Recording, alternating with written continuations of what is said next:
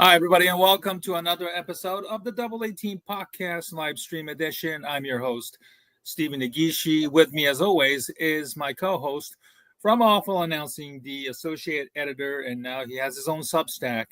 It is none other than Ken Fang. Ken, good evening. I hope you're doing well. How are you? Good, Stephen. I'm here and glad to be on with you. And we have a special guest tonight. I'll let you do all the introductions on that. Yes, I met this gentleman at a remote location when I was in Texas. He was formerly one of the hosts in the mornings when he was working down there at the 105.3 The Fan. He was one of the members of the morning show, Sean and RJ. Which is a very popular radio show down there in the morning, which obviously got a lot of notoriety this past year going at it with Cowboys owner Jerry Jones. By the way, 105.3 is actually the flagship of the radio station. Celeste, how you doing? Thanks for joining me. I know she was actually with me last time when Rashad Shakir and Philip Charles Van Hayden was joining me. So thanks for joining us as well. All right, let's introduce my guest. It is formerly now of 105.3 The Fan and also contributor with the Blogging the Boys. It is none other than Roy White himself. Roy, hi, good evening, and thanks for joining us tonight. Hey, Stephen, Ken, thanks for having me on, guys. I would like to clarify that when we met at a remote location in Texas, it was a radio remote. Okay. I just fear that maybe the listening audience might not know me well enough, and perhaps the two of us well enough to understand that that was a radio-related remote. Yes, appearance. It was. I remember, 2019. Correct me. It was a store called Car Toys, which is a car audio store down in Plano, Texas. You guys were doing a radio remote on the weekends, and I happened to be in the vicinity living there, so I just kind of stopped by and said hi, and then that's how I met Roy White there. And it was a pleasure to speak with you, man. That's where it began. You. And it's been a long time. It's Ken for a long time there on Twitter as well as a part of Awful Announcing. So followed the work that you guys do and have always enjoyed that. So again, it's a thrill to be on the show. You know, thank you. Guest wise, I'll try to do as much as I can. Let's hope I can still do this a little bit. Having been in the radio business myself, and I knew what Stephen was talking about, but also knowing that Texas can be very remote. So there was that double meaning. So I'm very glad you cleared that up, Roy. Thank you. Well, thank you very much, Roy. Let's start with your career from the very beginning. Kind of take us through your background and how you kind of got into, in sports media world initially, and how you ended up at the 105.3 The Fan. Wow. I mean, how far back do you want me to go on that? Like, what did you study in college? Okay. Yeah. I actually went to two different colleges before I wound up at North Texas. I was studying mechanical engineering, and then at some point figured out when I got to physics 1 or 2 that I wasn't as good at math as I thought I was. So I transitioned to radio, television, and film that I studied at the University of North Texas. That's where I went on to graduate. And while there, I got an internship at another Dallas sports radio station, 1310 The Ticket. Legendary Ticket, yes. They needed an intern to cut up Big 12 coaches' audio. And so I would come in 3 to 4 times a week for 2 to 3 hours a day and cut up the likes of Eric Mangino, if you remember Planet Mangino from Kansas, very big man for those that don't recall. Mike Leach, who at the time I didn't realize I was cutting up a genius, because at that time he didn't sound like it. He wasn't too interested in doing coaches' interviews. And so most of the time, he didn't have a very notable soundbite to listen to and claps onto. But that was how I got my start. There at the Ticket, I was doing just internship stuff, cutting up audio while I was still at North Texas.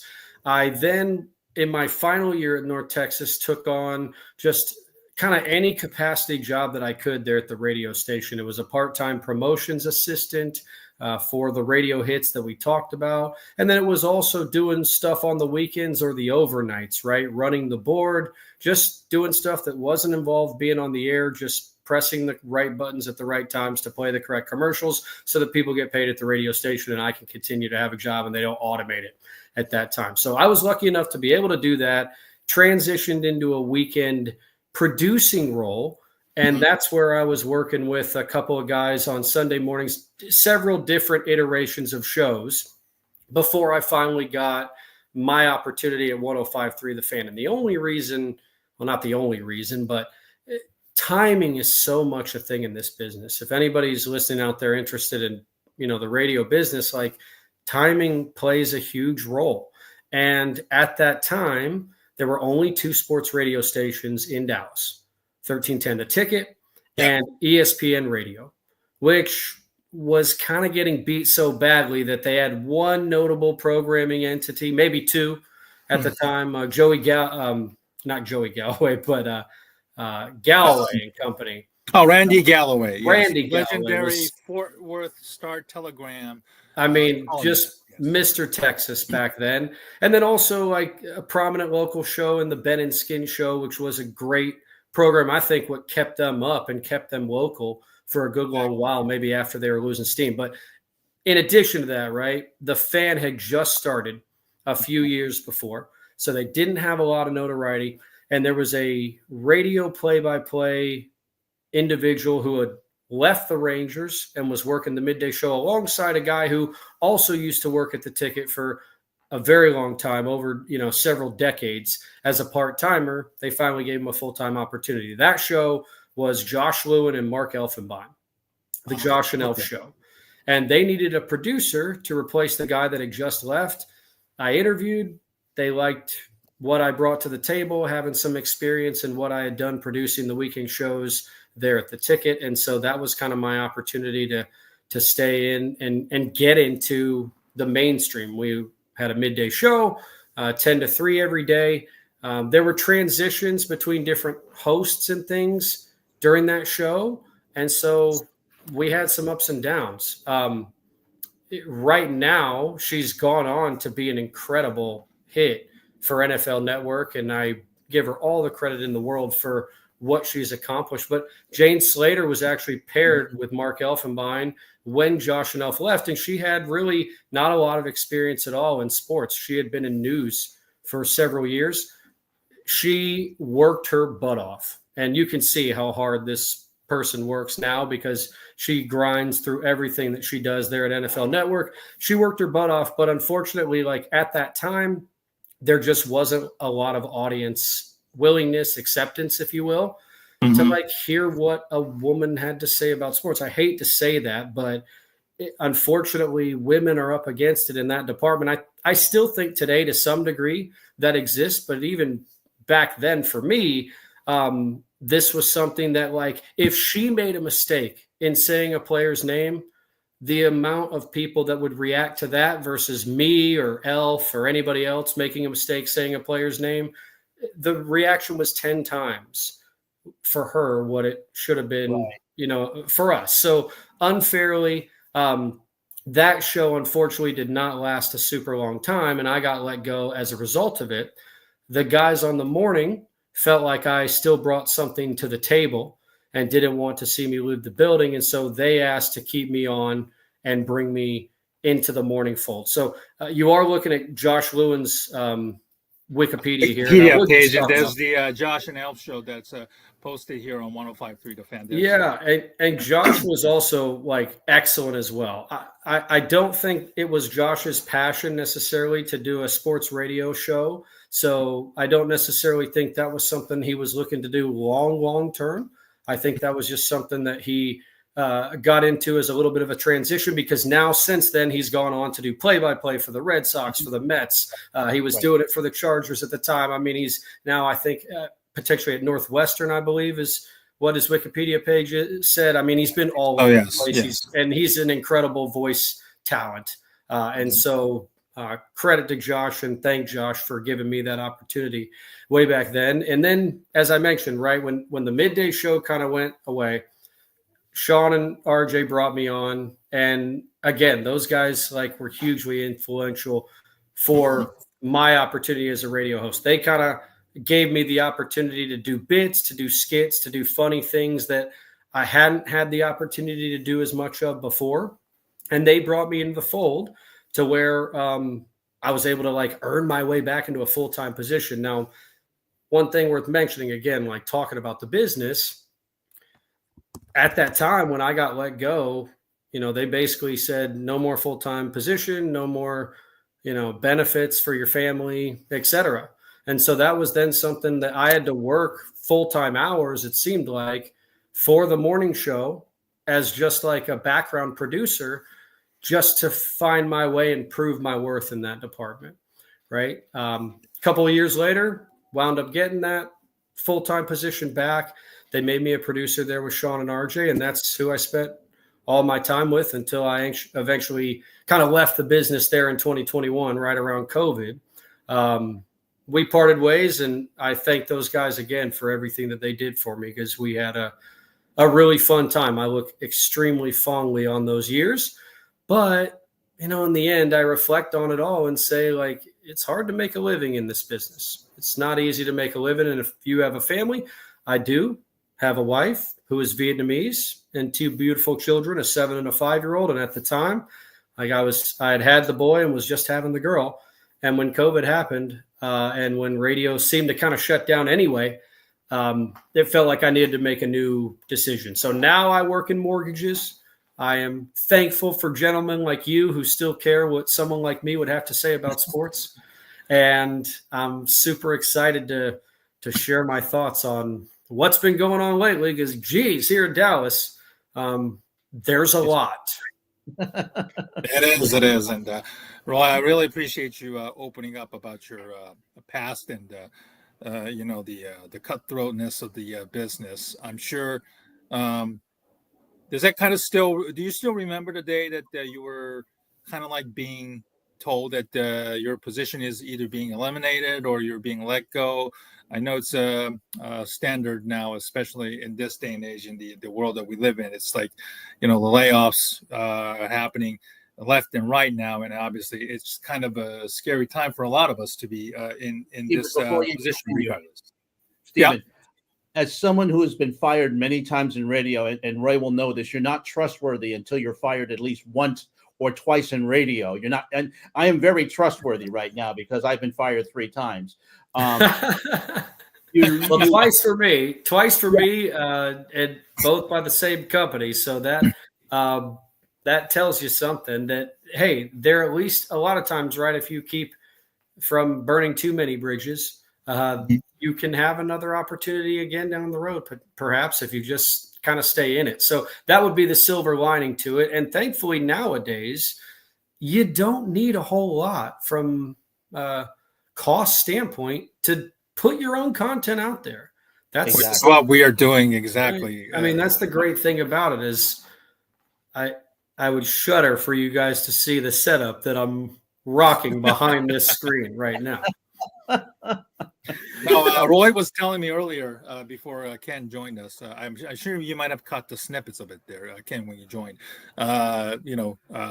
Roy has obviously 2 children, and his wife is also working as well. And then she was kind enough to give us an hour of her time because obviously, it's almost bedtime for your kids. So I really, really appreciate you giving us a time for us tonight, Roy.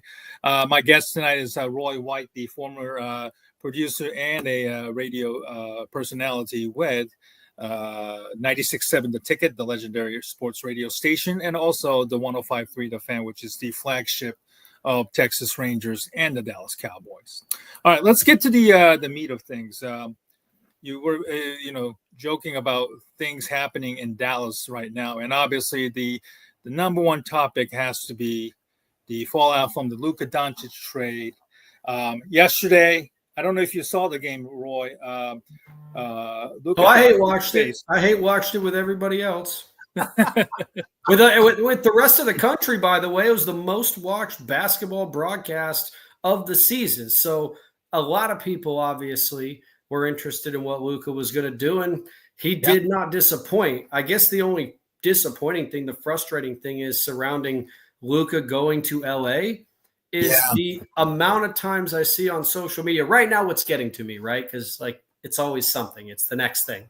It hasn't gone away, Ken, and I don't think it's going to go away because we see these plays from Luka, like the play he made, the no-look pass to Austin Reeves.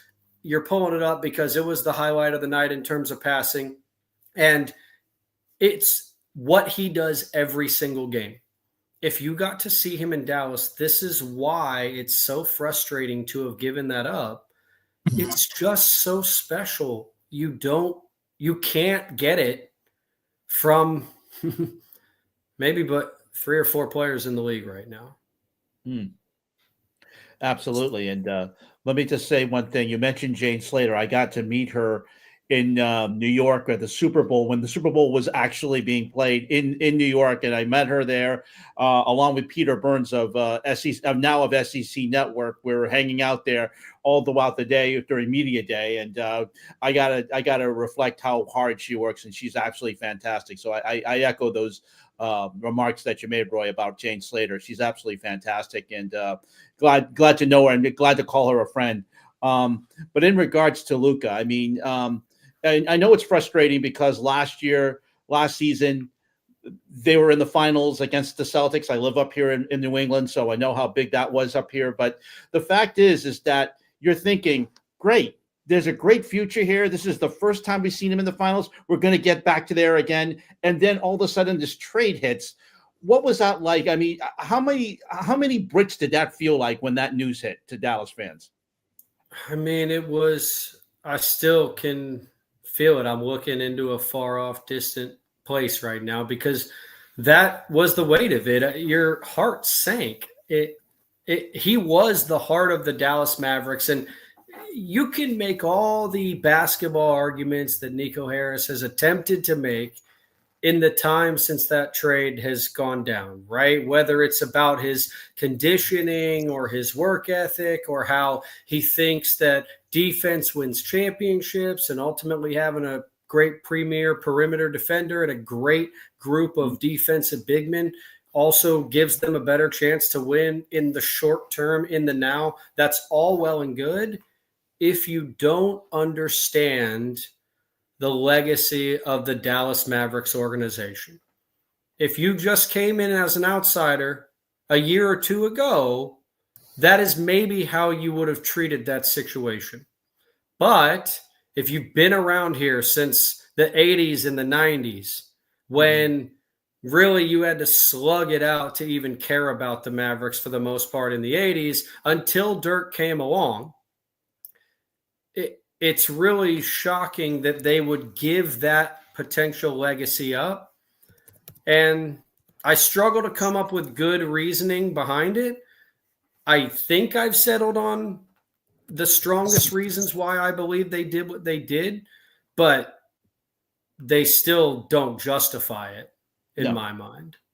I mean, it's going to the Lakers of all teams. I mean, I know it's difficult to accept a trade for Luka anywhere, but of all places to the Lakers where he gets to play with LeBron. So it's just one of those situations where the Lakers just seem to find a way again to sneak on in and get a great player. Yeah. And the last time they tried to do something to that extent, like a commissioner stepped in and stopped it. Yes. Right? I mean, they prevented. That was a Chris Paul trade, right? That was it, the Chris Paul deal. Now, I didn't want to say Chris Paul because I'm like, man, has Chris Paul been that good for a while? But he's been around for a while. And there was a time when Chris Paul was great, and he was on his way for next to nothing, and they let it go. And that part was also incredibly frustrating. You know, if there had been a bidding war for Luka, he absolutely would have gotten you more than what you ended up getting in terms of return. No doubt about it. If you let the world know that Luka Doncic is available, you have 15 offers that are better than that the next day. 100%. But when I settle on to it, I guess, I mean, I can come to terms with why they came up and with the reasonings that they did, right? They thought he was bad conditioning wise. They didn't think he has like this Mamba mentality BS that somehow they've convinced themselves that they have. That is Patrick Dumont and Nico Harrison. What they've accomplished to convince themselves that they have a Mamba mentality to any degree, I will not know and still struggle to understand. But they thought that he drank a little bit too much, that this story that just came out about him smoking hookah and them having a problem with him smoking hookah. He's a 25-year-old, for God's sakes. He's a 25-year-old millionaire, doesn't have to think about another thing in his life except basketball. And there's a video game that he plays a ton that I can't quite remember the name of, but that's pretty much it. That's like all the kid does. And to give up on that at 25, when he's done as much as he has within the organization, I mean, more first-team All-NBAs than the entire franchise has ever had, all by himself at the age of 25. Single-handedly, one could argue, not necessarily single-handedly, but he took them to the finals. They were outmatched. No one in Dallas went into that game expecting them to win, thinking they would win, right? There was hope. But where things really cratered was the criticism Luka took in Game 3. That defensive possession that was highlighted in which the Celtics basically got 4 offensive rebounds over his shoulder and then wound up getting the putback, and him getting ejected from that game with a terrible foul, right, was all highlighted and put under a microscope, again, to the extent that people that would just come from the outside, if that's the first impression they saw of a guy, I can almost get it that they came to this decision. But that also has to consider that they'd never seen him play before, that they hadn't been watching the NBA for the last 6 years, that he's been just absolutely lighting it on fire, doing whatever he wants, whenever he wants, in what you believe is some of the worst shape possible. Yeah. Right. You're in such great shape. Get your ass out there and do what he does. Because if you can't, then you have no reason to talk. And so that's why, like, really what I come back to, what I believe is the biggest reason why he got traded is the salary cap situation, is the rule that was supposed to be designed to allow teams to keep their homegrown superstars. This super max deal that essentially would have paid him like $350 million on a max deal. Well, now the most he can get is like $240, right? So because of that trade, they weaseled out of having to pay him, because had it come to that, no one lets them off the hook without paying him. Having to pay him that money, they escaped that, right? That's, to me, like the only really justifiable reason I can come up with to do what they did. The concept that they're like trying to tank the team to move to Vegas, it's a fun concept, right? It's fun to theorize, but in reality, I believe the expansion fee to launch a team in Las Vegas is something like $7 billion. The league is not going to waive that expansion fee for a franchise that already exists to move into that market. And the argument that the Adelsons need to get the Mavs into that market to play there is totally asinine, because they've owned the Sands and have the ability to gamble in every capacity in Vegas, and have for 20, 30 years. So all that to me, like, doesn't make much sense, which is why I settle on this was just a stupid basketball man making a stupid basketball trade. And I blame Mark Cuban to a degree, because had he not sold the team, this never would have happened.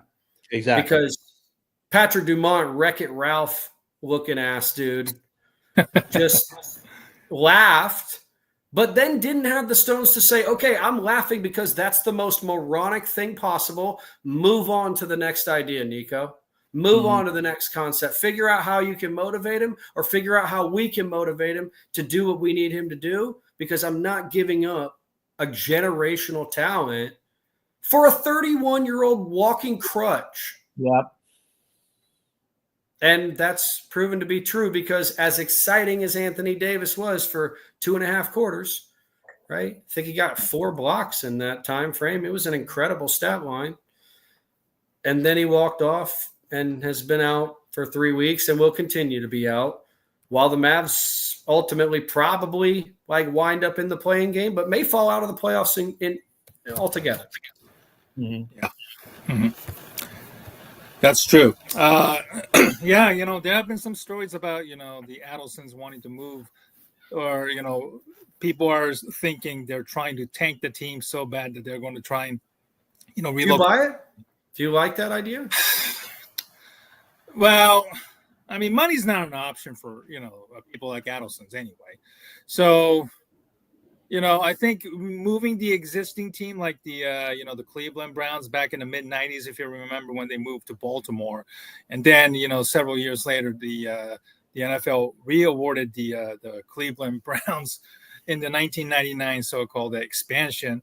It does seem like it's not out of the possible realm, but I think the backlash from the fans were so significant that I just don't know if the fans who grew up watching Luka Doncic from onset, the casuals or even the diehards, it's kind of hard to bring those fans back, considering what the organization is doing. As we saw, they're leaking all kinds of information in terms of, just trying to portray him in such a negative manner. I just think that you're just compounding the negativity and then upsetting the fans and just making the entire organization look bad. Yeah, I mean, you said it. They have compounded the issue in every way. A master class in absolutely just bombing your PR department's handling of a situation like this. At every turn, they've bungled the opportunity to take responsibility for what happened, stand behind it. Okay, if you're going to stand behind it, then stand on it. Don't stand on, oh, well, also he's kind of fat. Oh, also he's kind of out of shape. And we didn't like that he was putting 2 scoops of sugar in his coffee in the morning. We're usually just black coffee folks. And when he started putting 2 scoops of sugar, that was just too much for us. No, stand on it. We believe that we're a better basketball team, and we believe that time is going to prove that. We believe that by the end of this season, you're going to see Luka break down, or in the next 5 years, you're going to see Luka's body break down, and we're not going to be the ones footing that bill. Put your name on it. If that's what you believe, if that's why you did it, say so. But doing it the way that they've done it, and also the reaction to the fans. I mean, when the fans, when they wouldn't even let the fans come into the arena with Luka Doncic jerseys on, that was a fake story that was put out there. But there were degrees to that they weren't okay with. You couldn't bring a sign that said anything about Luka Doncic in. They were taking those from people. And I know because my friends and I are season tickets. We bought a half-season pass, and we've been to a few games this season. And specifically at that time, they wouldn't let any fans bring bags in the arena and wear bags over their heads, right? They were monitoring all this stuff. It wasn't until the one guy stood up and mouthed to the camera. By the way, on the first time they put fans on the Jumbotron after the trade, the first time they did it in 2.5 games, someone took the mic and mouthed, "Fire Nico," and they immediately escorted him out of the game. You're compounding the issue. Let fans grieve. Let them have their say. Let them have their funerals in the front. Let them lay their processionals and do all these things. It's the only way that we're going to heal. And then ultimately, the only way they can win anybody back now is just do something drastic and crazy that I don't even know if it would, to be honest with you, because it wouldn't, to me, it wouldn't feel the same. It wouldn't feel the same if they went out and bought a team, if they even went on to win it this year or this offseason, if they somehow miraculously come up with a trade that gets Kevin Durant here, and now everybody's talking about this magical big three that's been floated out on social media of Kyrie, KD, and AD, right? Yeah. It's fun to say, but even that would not feel like a genuinely won championship the way that the fans truly feel about the way that like Dirk won his championship. I swear to you, that one championship in Dallas is worth as much to probably Mavericks fans as any other amount of championships to any other franchise because of the story behind it, because of the evolution that it took from Dirk. He was thought of as a Euro that was too soft, that couldn't get it done either. And he proved all those naysayers wrong in the end. And that's what we'll never get to see with Luka now. That's why we're all pissed, because we had that potential storyline taken away from us. Yeah, I mean, don't forget how much Dirk carried the team that entire season. So put him on his back. I mean, he just said, "Look, come on to me. I'll do everything that you need. We'll get there." And you that's leadership that I think Dallas fans have always appreciated. So they've always wanted to see something like that. And Luka would have done that. I believe Luka would have done that at some point. I think he will do that for someone else. Right. Exactly. What is it though about Roy? And I think a lot of team owners are guilty of this, of bashing the guy on the way out. They slam the door and they hit and they just decide. It happens in Boston. It happens a lot in Cleveland, where I'm a big fan of the Browns. It even happens with the Cowboys. What is it about ownership that just decides to bash their superstar after they trade him or let them go or they sign on free agency? What is it about that? It doesn't help them. And the fans, as you mentioned, they want to grieve. They want to support. They still have some the star that leads still has some equity with the fans. What is it about owners that just continue to just bash their players on the way out? I mean, I think it's an ego thing, right? These guys are billionaires. They're not used to being told, no, you can't have this, right? And a lot of them, unfortunately, think of these players as commodities. They think of them as like, you're an investment and I want a return. And if I don't get a return, then I'm going to, do X, Y, or Z, and I'm going to have a vendetta against you, right?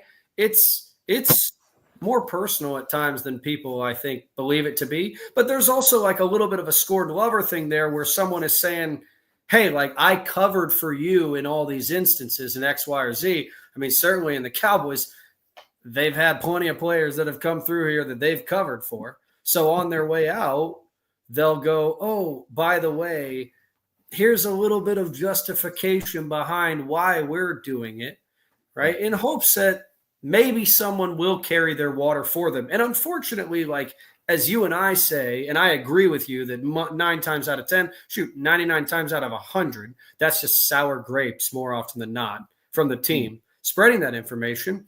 We both know that like there's at least a decent percentage of people out there that are willing to carry an owner's water, that are happy to make the owner's argument, right? To argue on behalf of the billionaire, as opposed to the player simply because of the laundry that, is represented.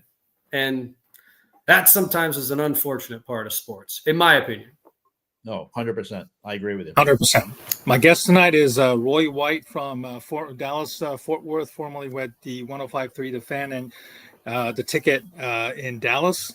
Speaking of the Cowboys and Jerry Jones, let's move on to the subject of the Cowboys this offseason. You used to, correct me if I'm wrong, you used to be do a podcast involving the Cowboys, Blogging the Boys, correct? I did. Yeah. Mm-hmm. So obviously I want to tap into your Cowboys knowledge because I'm sure, it wasn't too long ago you were doing that. No, I still follow them pretty closely, I would say. Yes, I would assume so. Yes. But let's talk about the big storyline involving the Cowboys, Micah Parsons contract situation. CeeDee Lamb contract status last year went all the way into, close to the start of last season. Peyton Hendergast, I believe, is the former tight end with the Cowboys, who was with the Chiefs during Super Bowl. he was actually highly critical of, the whole situation, like it taking so long, and it just really took the air out in all of this. But where do you see the Parsons negotiation going? And then do you think like Jerry learned anything from that lesson, or is just basically just he marches to his own drums like he's been doing so ever since? I mean, I hope he bought the team. I hope for both of you guys, I'm on the bottom and Ken is up here to my over my left shoulder, because if that is the case, then he is 100% correct when he nods no. Has Jerry learned anything? Has Jerry learned anything in 20 years? Have Stephen Jones and Jerry Jones changed anything about the way they do business since they won a Super Bowl, before the salary cap was in play and a part of the conversation? No, they have not yet still figured out that a major detriment to their entire roster building philosophy is the fact that they wait entirely too long to sign their own guys that they know they're going to sign anyway. You could argue, going back 3 Dak Prescott contracts ago, that they put all of this in motion because like 8 years ago, they were unwilling to pay him $30 million a year. Hear that again, right? Like not even 8 years ago. It was maybe like 4 years ago. It was after his rookie deal, right? And they were unwilling to pay him $30 million a year. They questioned it, right? They strung it out. They even kicked it a year down the road to where now he's about to potentially become a free agent. The leverage is building for the player. You're going to have to sign him to a little bit higher contract than you might want to. And that also kicked the years back by 1 year. Now, that might not sound like a big thing because sometimes it's not, right? But in that particular time, like the salary cap had slowed down and then it took a big jump. And because of that, quarterback salaries, Dak Prescott's being questioned at $30 million, all of a sudden, a couple years later, became Patrick Mahomes' no-brainer at 50. And I'm not saying Patrick Mahomes doesn't deserve it. I'm not trying to compare Dak to Patrick Mahomes. I shouldn't have even used Patrick Mahomes because you could say that about any quarterback who's next. Exactly. Joe Burrow, when he's next, is going to get paid more than Patrick Mahomes. And then Lamar Jackson's going to get paid more than both of them when he gets signed or when he gets extended. So all of that stuff, right, is going back to Micah Parsons, right? They've made a huge mistake by not already negotiating and signing him probably before last season. Right now, you couldn't have signed him before last season. I think that would have been too early, but they have every opportunity to do it now. And they are the ones dragging their feet. He has spoken about wanting to be a Cowboy for life. He's even spoken about being willing to take a pay cut. It's a Jerry Jones and Stephen wet dream. A Cowboys player speaking publicly about willing to take a pay cut. You would think that they would be falling over themselves to reach for the phone to call that guy up and be like, what's the top notch on the market? Let me pay you $5 million less and let's be done with it. Be done. Right. He would be happy to do it, but they are incapable of doing that because guess what, Ken? So you follow a lot of new stuff, so you probably have heard this quote before. Do you know what makes deals in Dallas? What? Deadlines make deals. Yes. Very nice. And we wait until the final moment to make a deal when and Jerry celebrates it. He likes the thrill of that. He enjoys the milking it for every minute he can. Like he, I believe, appreciates CeeDee Lamb being off the field and being talked about contract-wise as much as he appreciates CeeDee being on the field producing at a high level in training camp. In fact, in training camp, he might value the first one more. He might value CeeDee being out and being talked about on a daily basis more than he would value CeeDee just ho-humming it out there in training camp. What's better for the football team? Steven? Which was better for the football team? For CeeDee Lamb to be out there or to be sitting on his ass and them talking about him on NFL Network? Well, talking about it a lot as somebody who lived there in that market for several years, and having heard Jerry Jones talk, I can tell that Jerry will not turn down a microphone that he doesn't have a chance to speak to on a regular basis. So, that's kind of like the sadness, the frustration of the Dallas sports fans, Luka. And now they have to, put up with Jerry Jones not doing enough to help the team, because he enjoys being in the spotlight more so, and cares more about it, I should say, than actually putting the winning team on the product there. The Cowboys went through obviously a new head coaching changes. This was obviously a shocking hire, Brian Schottenheimer. For those who are familiar with the football, the name Schottenheimer, yes, he is the son of the late great head coach Marty Schottenheimer. What were your reactions to this hiring? And then do you feel like this is one of those cases where Jerry just tries to get the guy that he can, pull the string behind closed doors? It has to be that. It doesn't work in Dallas if it's not that. If there's not someone willingly allowing themselves to have strings attached to their body, then they don't work. That's why we had to eliminate all the best head coaching candidates.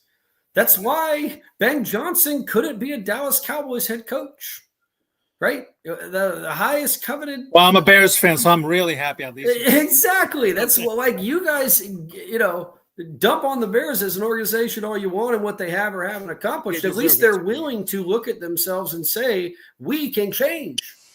We can change. Everybody can change. But Jerry can't change. The Joneses can't change.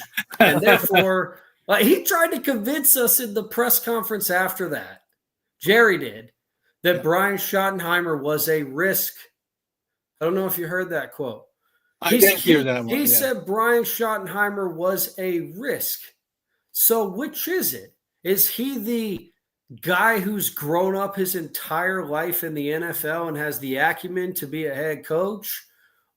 Or is he a risk because no one else has thought he is capable of the job at any point during his tenure, and you're risking it because you might look like a fool if he goes horribly, and you, Jerry, specifically have a philosophy that you're really kind of not willing to pay top dollar for head coaching anyway. You think the Cowboys organization, in the one position where there is no salary cap, where you're truly unrestricted to pay kind of whatever you want, if you think someone is capable of it, Jerry doesn't believe anybody is special or capable of that. I don't think he believes that. I don't think he's believed that since he made the comments way back when in the 90s that led Jimmy Johnson to leave, right? Jerry drunk in a bar with a couple of newspaper writers telling him 1,000 coaches could have coached that team to a Super Bowl. And Jimmy called his bluff. Now, he ended up being right about, Barry Switzer did go on and win a Super Bowl with that group, but then it all fell apart. And since then, they've not found a team builder, a tactician, really outside of Bill Parcells, that, in my opinion, brought anything extra to the position. Right. They've had a lot of head coaches. They've had some motivators. They've had some decent front men. I'm not saying that Jason Garrett didn't have his place for certain things, but he certainly wasn't ever a tactician. He never brought you an advantage on Sundays from an X's and O's standpoint. And that's the part that we're still missing. So I'll give Brian Schottenheimer the benefit of the doubt to potentially provide that. But I don't have a lot of confidence that he will, because, technically he was in charge of the offense last year. How much can really change? Is he going to be an entirely different person than he was a year ago? Michael Irvin had a great rant about that, and just saying you can't come in this year and try to be a hard ass. I'm going to look at you sideways and be like, who the hell are you talking to? You don't talk to me like that. You've never talked to me like that. And what are you going to do about it? Mm-hmm. And if you want to snap back, Brian, well, guess who I'm going to go talk to, because I have the ability to do that. I'm going to go talk to the man upstairs. I'm going to go talk to Jerry, because his office is always open to me as a player. And if I have a complaint, I can talk to him about it and we can have a conversation. So what are you going to do? Like, that's what I believe in. And what I've come to know are the circumstances there in Dallas. Like, I've been not as much around the team here recently, so I can't speak to like all the inner workings, but like the main players ain't changed. So, the biome is still pretty stable. Does it seem that the Cowboys seem to care more about being on Netflix, like the Dallas Cowboys cheerleaders series, than more about trying to win? It seems like they just like to be on TV in scripted series or unscripted series, reality series, as much as they love being talked about on ESPN. I mean, you had the Dallas Cowboys cheerleaders, that series, which I watched very faithfully, by the way, when they were on cable, and then now they have for blogging purposes, of course, just for journalistic purposes. Yeah, of course. But it's funny. It seems like they seem to care more about the brand and the star rather than actually making a winning product on the field. Am I wrong about that? No, you're not wrong. For Jerry, the Super Bowl every year is the Forbes list. Right. That's the Super Bowl. That's what he celebrates every year, right? That's what he cracks a champagne bottle for on a yearly basis. They're on his boat, on his yacht, right? On his bus. Whenever that Forbes list comes out, that's what Jerry and Steven are toasting to. Make no mistake. Right. For those who are not familiar with the Forbes, that's the Forbes list of most expensive or valuable sports franchises in the world, and the Cowboys came in at number one once again, over $10 billion. So I want to say it's like the 7th year in a row they've been the number one. So it could be longer than that. At least they were number one in something, I guess. Like, that's what he cares about. That's exactly. He nailed it. I mean, absolutely. I mean, it's a great facility. The what they have down there with Jerry World, and of course the Frisco at the Star, and all that great area down there that they have, and of course they're trying to do mixed use facilities down there. But it just seems like, I know the fans are just saying, "Look, give us something." I mean, you had those great regular seasons under Mike McCarthy, and then until they flamed out in the playoffs. But still, I think fans like you mentioned with Dirk Nowitzki, they want to see something. They want to see leadership, and they're not getting that with the Cowboys. Well, it's a pretty simple formula at this point. Like, get to an NFC Championship game. Mm-hmm. Until that happens, nothing will feel any different around here. Right. And I mean, quite honestly, until something changes with the Joneses, it's all moving deck chairs on the Titanic anyway.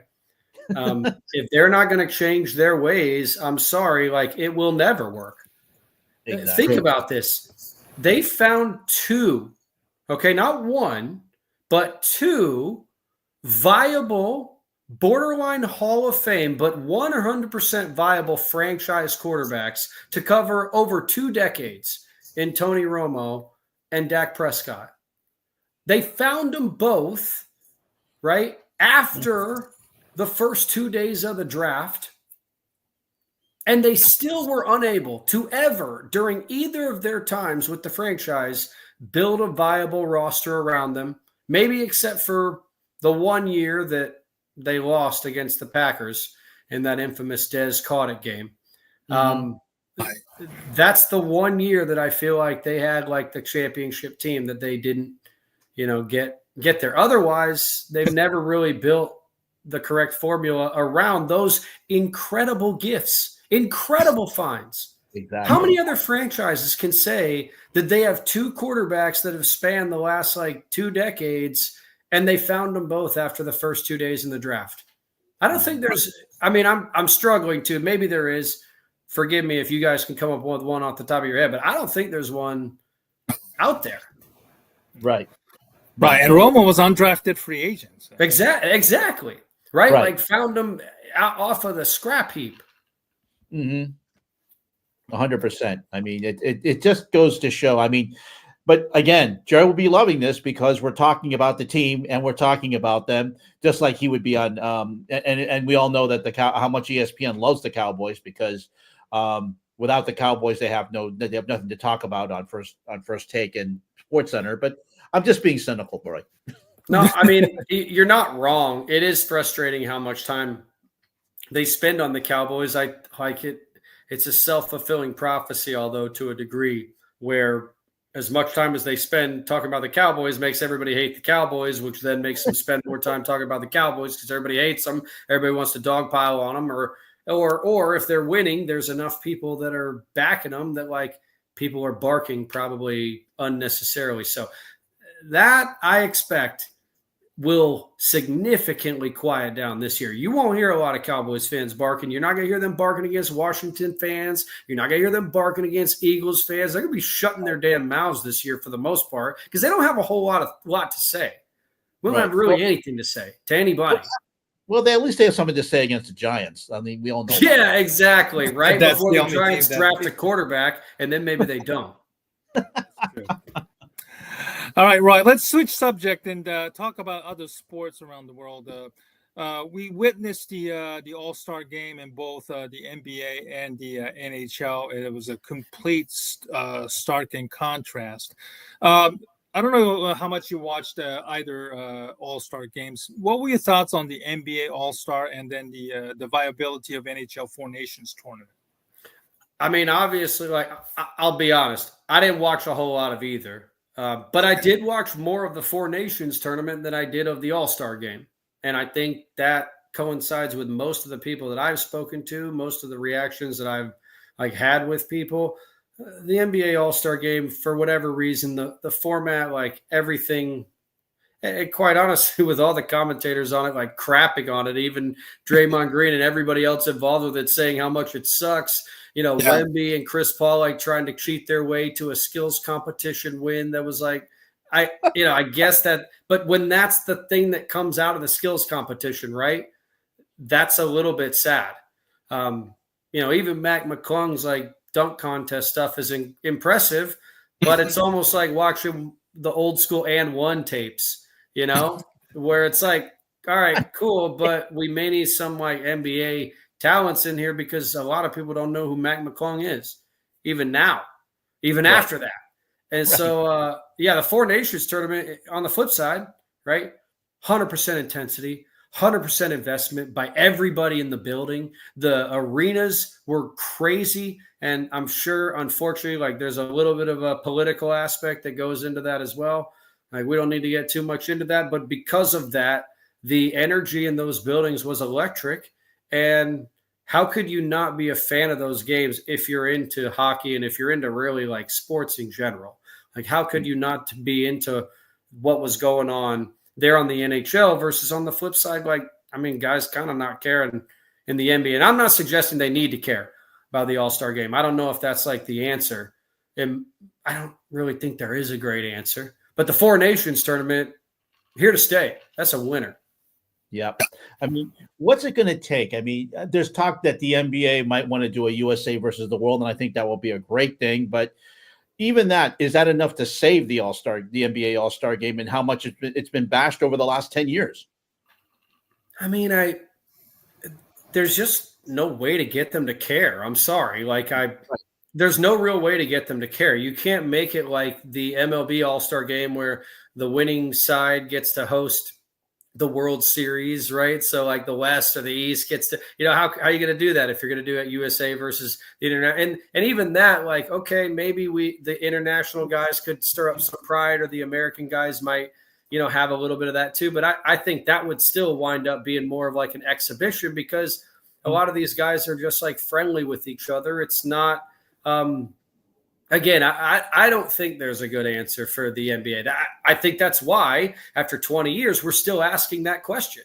What's the answer to the NBA All-Stars game? There isn't one.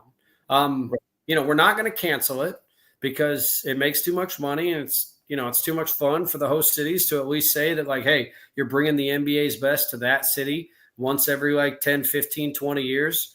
It's a little bit of like a showcase of the best the league has to offer. So you can't get rid of it, but there's not a good solution for it. I think they're just going to continue to go on with what they're doing and pray that next time the NHL schedules their All-Star weekend at a different time or schedules their Four Nation tournament at a different time. Like maybe they need to, spike something, or I don't know, like get something involved to make sure that those two don't coincide again.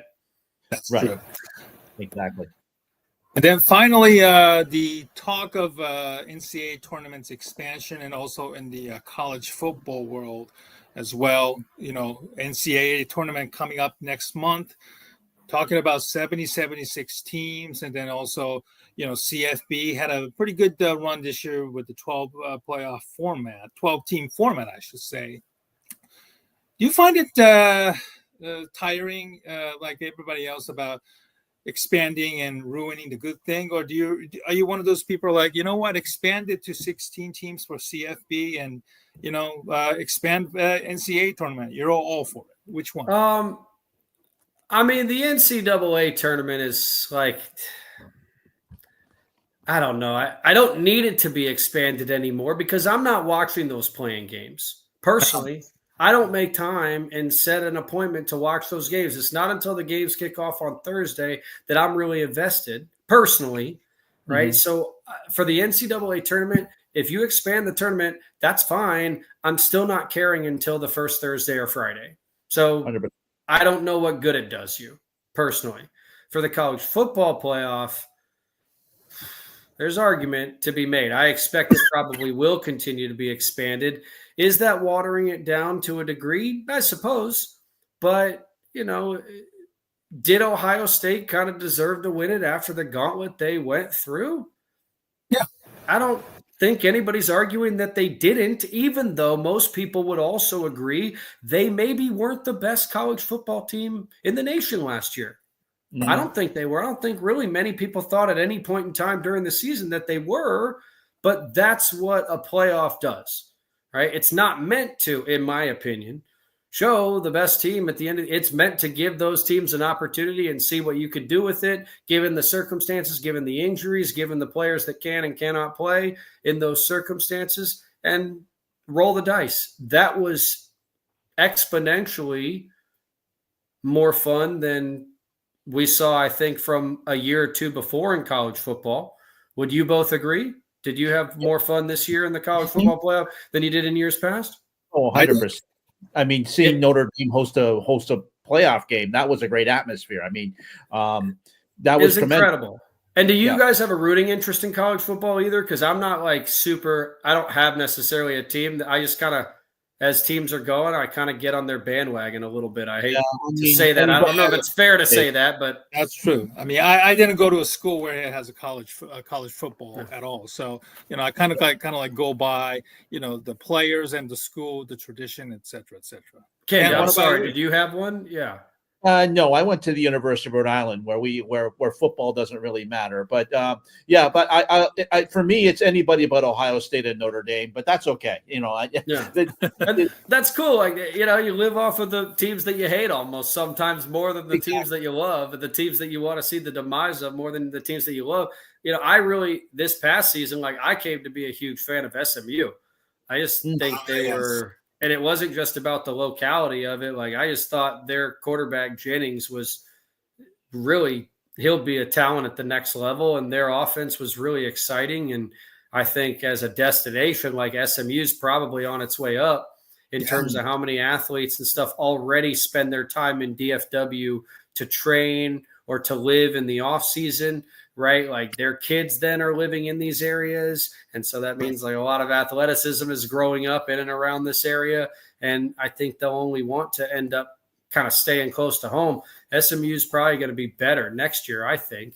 And so that was really exciting. It's fun to see teams kind of rise up out of nothing. It's also fun to see kind of these blue blood teams looking like they may be on their way to really struggle. What's going to happen with Alabama long-term?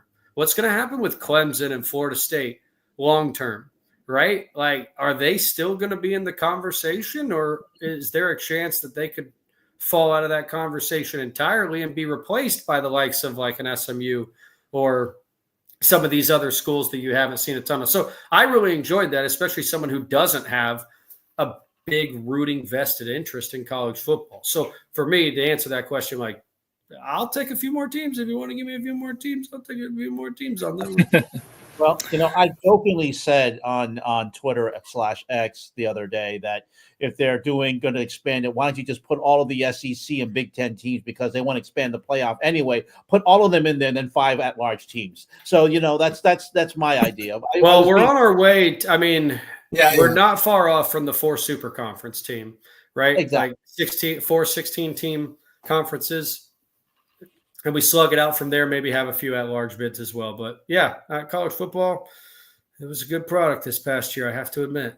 Yeah, it was fun. So I just want to say, Roy, it was great to finally meet you in person, quote unquote in person. And Stephen was really raving about you, and I said, it's great. Let's have more guests on. So I'm very happy that we had you on tonight. Oh, thanks a lot. Well, thanks for letting me share my background in radio. Like I said, I'm definitely a nobody at this point, and so I appreciate you guys giving me an opportunity to just like stretch my legs and figure out if I can still do this thing even. So, Stephen, thank you for reaching out to me. Ken, it was a pleasure to meet you, and I'll continue to be a fan of you both from afar, man. I follow you guys on Twitter and such, so keep doing what you're doing, and appreciate you. Thank you. Thank you very much, Roy. Thank you so much for your time tonight. And listen, good luck with you and your family down in DFW. And, hopefully down the line again, maybe if you decide to get back into podcasting or whatnot, we'd love to have you on again and then give you the platform and then, and we can talk sports again and anything else that you're interested in. Thanks for your time tonight, Roy, and have a wonderful evening tonight. Thanks you so much. Guys. Y'all too, man. Thanks a lot. Y'all take care. Have a good night. Thank you so much, Roy. All right. Thank you for joining us tonight, folks. And thank you for joining 209 people who came in to join us tonight. And really appreciate it. And I hope you really enjoyed the conversation with Roy White, formerly of The Ticket and 105.3 The Fan in Dallas. And Ken, I hope you enjoyed it as much as I certainly did. It was really nice to catch up with Roy. It was a really good time to talk about DFW sports. I mean, Luka Doncic, of course, is really big in the news. And, of course, as Roy mentioned, I think Jerry Jones loves just to have the Dallas Cowboys talked about on any platform. I don't think he cares what platform it is, how big or small, as long as the Cowboys are talked about. It's great it's great for him, and he loves it. So it's just great to be talking about that. And it's fun that you and I get to talk to each other, but to get a third wheel in is always fun as well. Absolutely. And thank you very much for joining us tonight, folks. And we will look forward to having you on our next broadcast. So make sure to follow us on X, Twitter. Ken also has his own Blue Sky there as well. And also you can follow us in our past shows on our YouTube channel as well. Ken, thanks for joining me tonight, and have a wonderful week. And, look forward to having you on again and do this again very, very soon. Absolutely. I mean, we've got college basketball upcoming. We've got as you mentioned, the NCAA tournament coming up. Also the women's tournament as well. And don't forget the NBA and NHL playoffs. And, of course, the Masters will be coming up in a couple of months. So we look forward to covering all of that coming up. And don't forget the NFL Scouting Combine is this week. Shadur Sanders will have his pro day. So the NFL is never short of news, and we'll talk about that all upcoming in the next few weeks and months, and we look forward to seeing you then. Have a great night, everybody, and enjoy the rest of your week. Take care. Bye. Good night.